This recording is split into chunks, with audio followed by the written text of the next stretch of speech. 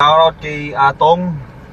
Shoutout kay Atong, yung dati namin tauhan, hindi na namin nakikita.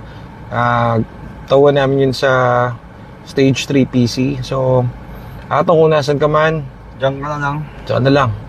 At sana okay ka, Atong. Yung CR ng motor na binigay ko sa'yo, nasa bahay pa. If ever, papahit kita. Ipapahit kita, Tong. Mag-ingat ka pag na-checkpoint ka, Tong. Shoutout sa'yo. So, nakakatuwa, may nag-text sa akin, Mark. Yung nakabili sa atin ng Vestra Silver. Ako, nakagat yung dila ko. Yung Vestra Silver, nag-text sa akin, Sir, kami nakabili nung sa Morocco National. Alam niya pa rin kung saan galing unit niya. Very goods ka dyan, Sir. So, si Sir Jaime, tumawag sa atin. Siguro, a month ago na yun, ano? Oo, A month ago.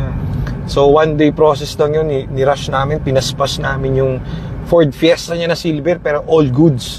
So, sorry si Sir sa akin kasi sabi niya, ewan ko ba't yung sorry. Hindi rin siya naka-update sa akin.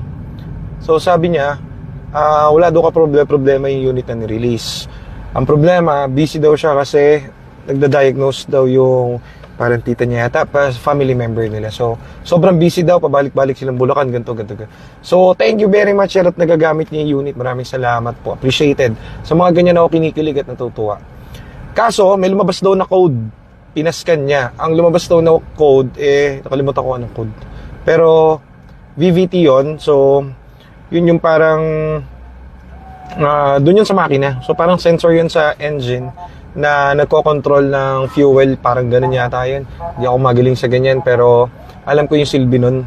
So, sabi niya, Sir, okay lang ba na, tawag dito, migilan pa yun. Kumbaga, papalitan niya yata yung VVT.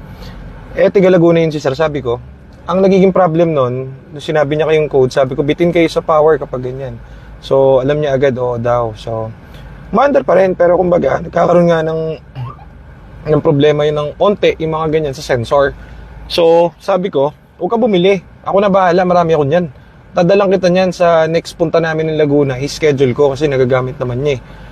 Yun nga lang, mas medyo sungaw yung unit kasi medyo bitin sa power ng onte kasi dalawa yun eh. Alam ko dalawa yung BBT sensor nun. So, marami akong stock nun. 2,000 daw yun. Tinanong niya sa labas. Mabuti daw. Tinanong niya muna sa akin. Sabi ko, huwag ka na bumili, sir. Hindi naman kami nagpakahirap nung binili mo yung unit namin, so hindi rin kita papahirapan. Baka madali ka pa ng sirani ko sa labas. So kami na lang magdadala sa iyo. Meron kaming ano niyan, VVT, kakabit lang yun, wala pang 5 minutes yan. So kaya mga client natin, nakakatuwa, memorize ko lahat ng bumili sa amin. Ayos, di ba, Mark? Ayos, teka, di mo makita.